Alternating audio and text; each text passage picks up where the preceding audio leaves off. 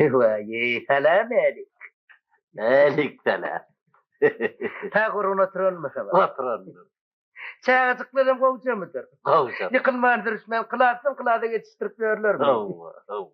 Billeğire beğire iyi verirlerdi onlardan bir yerine kadar. Yıkıcıcı gitti. Şeyle bizimkilerden önce gittiler öbür kılaada gidip geldi. Talkın mısın o yer? Derin dasına çıkan ok diye. Öbür çoğunluk kaçık bul kele ettirdi böyle memene tanımadım ben burayla. Ona bizimkiler de dağımancı. Çoğunluk kaçık bul kelerler. Afer yüzler tane kop kovca bul kelerler. Değil ki. Böyle ya. He? Ne? He? Bir çayımın adım tuğlumu giyingeldeydi mi? Caya olsa son. Önkü salıncadır. Şeyleyim. Onda da bir il timar veriliptir de ön kızını ne bir il kazanlasan giyinen yer orayıttır.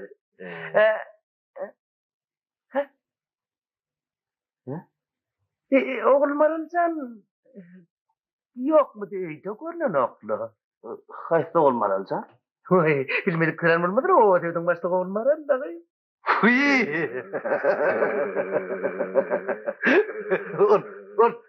Komşu koçanda da yaşar onlar. Ha? Komşu koçada yaşar ya. Oy. Onu ne mi ertirdin merak etmedin so men kurlöttün durdun. Huşuna çaytırıydın karrı.